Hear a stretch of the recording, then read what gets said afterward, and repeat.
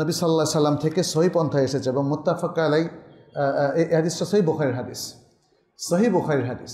মিথ্যা কথা বানানো এবং এটা প্রচার করার যে ভয়াবহ শাস্তি নবী সাল্লাল্লাহু আলাইহি সাল্লাম উল্লেখ করেছেন। তিনি বললেন, তার কাছে দুজন আগন্তুক এসেছিলেন, একটা ঘটনার বর্ণনা দিচ্ছেন। ফেরেশতা তাকে নিয়ে গেলেন, ওই যে বিশাল বড় ঘটনা, তাকে জাহান্নামের চিত্রগুলো দেখালেন। সেখানে বললেন যে আমরা একজন লোকের কাছে আসলাম যে চিত হয়ে শোয়া ছিল এবং তার পাশে ছিল আরেকজন ব্যক্তি যার হাতে ছিল লোহার আকর, অর্থাৎ যেটা লোহা দিয়ে টান দিলে কেটে যায়, ছিঁড়ে যায়। তো সেই ব্যক্তি যার হাতে লোহার আকরটা ছিল, অস্ত্রটা ছিল, তিনি কি করলেন, প্রথমে তার মুখমণ্ডলের এক পাশ থেকে একদম পেছন পর্যন্ত টান দিয়ে এটাকে ফেড়ে ফেললেন এবং তারপরে তার নাসারন্ধ্র অর্থাৎ এই নাকের জায়গাটাও ছেড়ে ফেললেন একদম শেষ পর্যন্ত, এবং তার চোখের মানে এক পাশ থেকে আর কি চোখের অংশটা ছেড়ে ফেললেন। এরপরে দ্বিতীয় অংশের দিকে তিনি মনোযোগ দিলেন। ইতিমধ্যে প্রথম অংশটা আবার আগের জায়গায় ফিরে আসলো।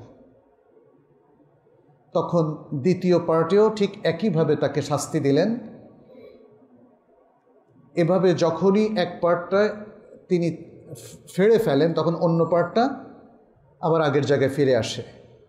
নবী সাল্লাল্লাহু আলাইহি সাল্লাম বললেন, আমি জিজ্ঞেস করলাম, সুবহানাল্লাহ, এরা দুজন কে?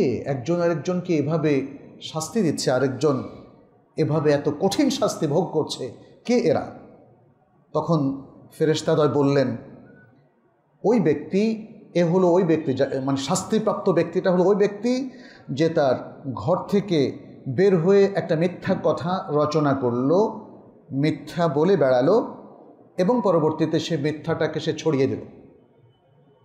সবার কাছে মিথ্যাটা সত্য হিসাবে প্রচার হয়ে গেল। এই মিথ্যাটা প্রচার করার কারণে তার এই শাস্তি, এবং তিনি বললেন, এটা কি বললেন শেষে, ফায়ুসনাউ বিহি ইলা ইয়াউমিল কিয়ামাহ, কিয়ামত পর্যন্ত তার এই শাস্তি চলতে থাকবে। এটা হলো আলামুল বারজাখের শাস্তি। কবর বলতে তো আমরা আলামুল বারজাখকেই বুঝি, অর্থাৎ একজন ব্যক্তির মৃত্যুর পর থেকে কিয়ামত কায়েম হওয়া পর্যন্ত দীর্ঘদিন ধরে তার এই শাস্তি চলতে থাকবে যদি সে মিথ্যা কথা বলে, মিথ্যা প্রচার করে। এটা শুধু সংবাদ প্রচারকের ক্ষেত্রেই নয়, বরং এটা সকল মানুষের ক্ষেত্রে। একজন ব্যক্তি এখানে, কারণ হাদিসে বলা হচ্ছে সে তার ঘর থেকে বের হয়ে মিথ্যা বলে।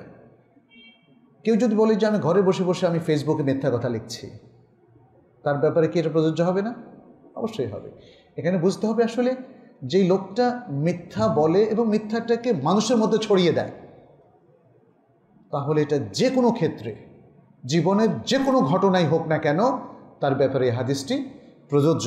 অতএব আমাদেরকে অত্যন্ত সতর্ক থাকতে হবে প্রিয় ভাইয়েরা, যাতে করে কোনো মিথ্যার পক্ষে আমরা কাজ না করি, না জেনে কোনো মিথ্যাকে আমরা প্রচার না করি। এমনকি তাদের ক্ষেত্রেও এটা প্রযোজ্য হতে পারে, কেউ জেনে শুনে করলো আর কেউ না জেনেও করলো। এবং সেক্ষেত্রেও আপনি দেখবেন নবী সাল্লাল্লাহু আলাইহি ওয়াসাল্লামের হাদিস আছে, তিনি বলেছেন, কাফা বিল মারই কাযিবান আন ইউহাদ্দিসা বিমা সামিআ। সহিহ হাদিস, অনেকগুলো হাদিসের গ্রন্থে হাদিসটা এসেছে। যদি কোনো ব্যক্তি যা শুনে তাই বলে, তাহলে মিথ্যা হওয়ার জন্য এটাই যথেষ্ট, নবী সাল্লাল্লাহু আলাইহি ওয়াসাল্লাম বলেছেন। তাহলে যে ব্যক্তি জেনে শুনে মিথ্যা রচনা করে এবং ছড়িয়ে দেয়, কোনো সন্দেহ নেই সে সবচেয়ে বড় অপরাধী। কিন্তু তার প্রধান সহযোগী হচ্ছে ওই ব্যক্তি যে যাচাই বাছাই না করে মিথ্যাকে গ্রহণ করে এবং মিথ্যাকে প্রচার করে।